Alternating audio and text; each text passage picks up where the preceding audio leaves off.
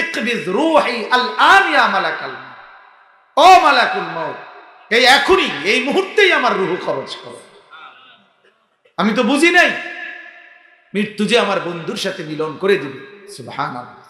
এজন্য আল্লাহর প্রিয় বান্দা, আল্লাহর ওলি বলতে চাচ্ছিলাম কারা? যারা পূর্ণ ঈমানওয়ালা, তাকওয়াওয়ালা, ঈমানের সাথে থাকে, গুনাহ থেকে বাঁচায় রাখে নিজেকে, নেক আমলে অভ্যস্ত, তারা কি কোন? আল্লাহর ওলি, আল্লাহর প্রিয় বান্দা, তারা আল্লাহর বন্ধু, আল্লাহর বন্ধু। তারাও আল্লাহর বন্ধু, আল্লাহও তাদের বন্ধু। বলেন আলহামদুলিল্লাহ। আলহামদুলিল্লাহ।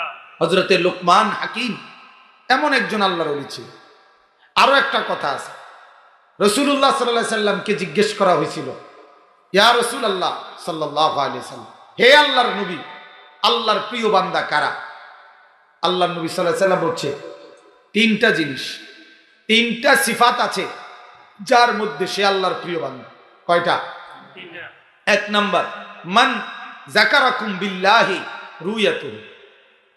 এক নাম্বার হলো যার দিদার, যার সাক্ষাৎ, যারে দেখলে আল্লাহর কথা মনে হয়। যারে দেখলে কি মনে হয়? এই আল্লাহর কথা মনে হয়। যারে দেখলেই আল্লাহর কথা মনে হয়, যে এমন ভালো মানুষ, এমন নেককার মানুষ, এই আল্লাহর ওলি না হইয়া পারে না, এ ভালো মানুষ না হয়ে পারে না। এই দেখেই আল্লাহর পাকের কথা মনে হয়। শাহজালাল ইয়ামানি রহমতুল্লাহ আলাইহ, সে সুদূর আরব ইয়ামান থেকে আসছেন, সিলেটের জমিনে যখন আসছেন, সিলেটিদের যেই ভাষা, শাহজালালের ভাষা কি সেটা?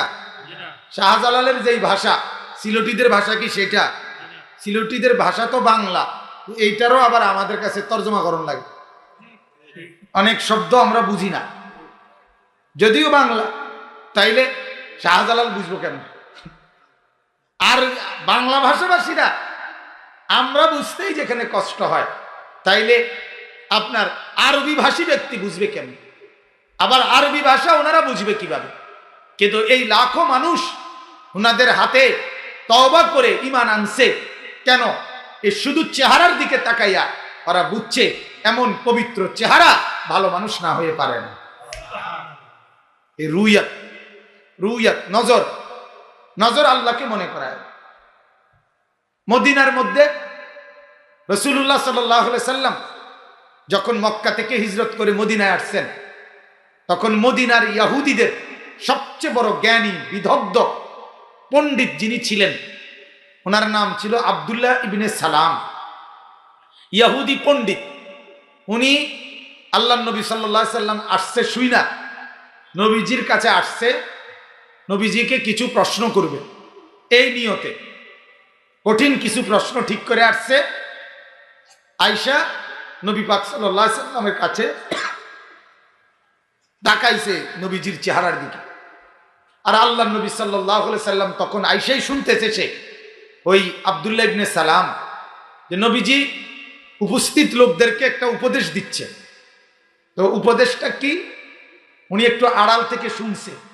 এক নাম্বার, আল্লাহর নবী তখন বলতেছেন, এই ইহুদি পণ্ডিত যখন আসছে ঘটনাচক্রে, ওই টাইমে নবীজি বলতেছিলেন, নবীজি উনারে দেখে নাই, কথা বোঝেন নাই, উনি উনার আড়াল থেকে শুনতেছে। আল্লাহর নবী এমনিতেই বলতেছে তখন, আফসুস সালাম, তোমরা বেশি বেশি সালামের প্রসার করো।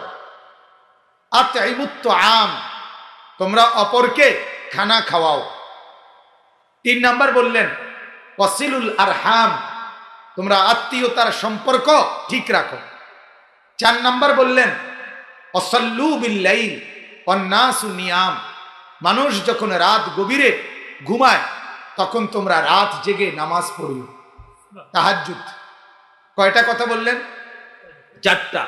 সালামের প্রসার করো, অভাবীকে খাবার খাওয়াও, আত্মীয়তার সম্পর্ক রক্ষা করো, রাত গভীরে দাঁড়িয়ে নামাজ পড়ো।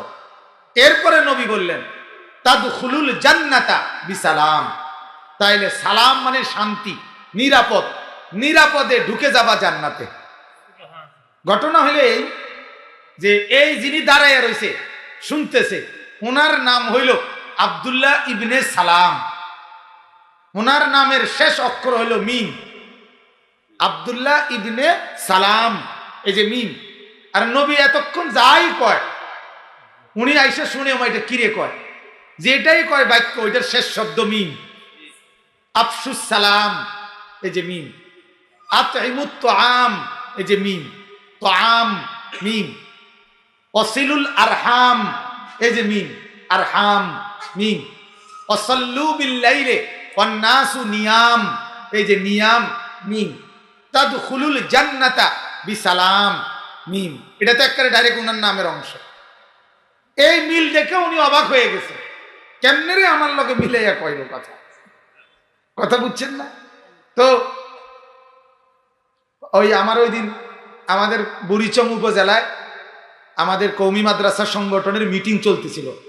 এখন আমাদের এবছর সম্মেলন উপজেলা ব্যাপী 2 জায়গায় প্রস্তাব। এক জায়গায় হলো ওই নিমসা, আরেক জায়গা হলো বুড়িচং একবারে সদর, বুঝছেন? মানে সদরে আর কি মাহফিলটা যেন করে, এটা নিয়ে আমরা মিটিং করতেছি। তো মিটিংয়ের মধ্যে সবার খেয়াল নিতেছে। তো খেয়াল নিতে নিতে একজনে হঠাৎ করে বলতেছে, যদি হয় সদর হবে খুব কদর। মানে এমনি আমগো সাথের একজন, যদি হয় সদর হইবে খুব কদর। তা আমি বললাম এটা এত সুন্দর লাগছে, যাই শহরে বোঝা সদর, মানে এটা আর কি। আব্দুল্লাহ ইবনে সালাম বললেন, উনি অবাক হয়ে গেলেন যে মুহাম্মদের জ্ঞানের প্রজ্ঞা কি পরিমাণ, যে সব শব্দ কিভাবে মিলাইয়া বলছে। আর মূল কথা যেটা আমার, যে আব্দুল্লাহ ইবনে সালাম এরপরে বলে, কিতাবে স্পষ্ট আছে, ফানাজারতু ইলাইহি, এই শব্দটা, আমি মুহাম্মদের দিকে তাকালাম। কি করলাম? ফানাজারতু ইলাইহি, আমি তার দিকে তাকাইলাম।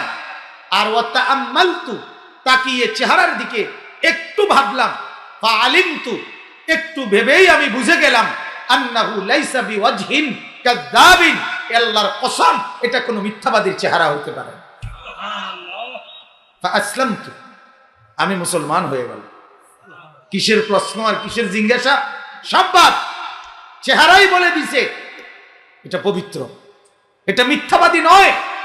শুধু এই চেহারা দেখেই আমি কালেমা পড়ে মুসলমান হয়ে গেলাম। যেন নজর, নজর বড় দাম দোস্ত, নজর বড় দাম, নজর বড় দাম। মহাপণ্ডিতের চাইতে আল্লাহ ওয়ালাদের নজরের কদর বেশি।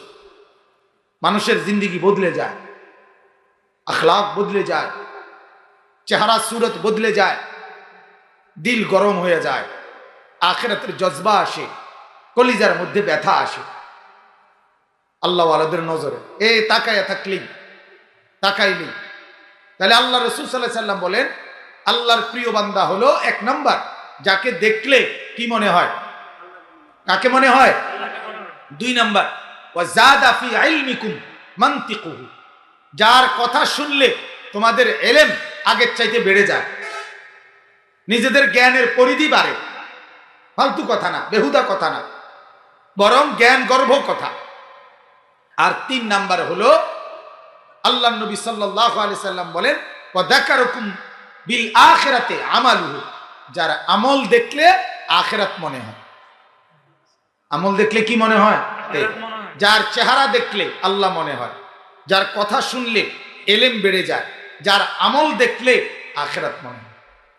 এই 3 সিফাত যার মধ্যে, 3 গুণ যার মধ্যে, আল্লাহর নবী বলেন আল্লাহর প্রিয় বান্দা সে। সুবহানাল্লাহ।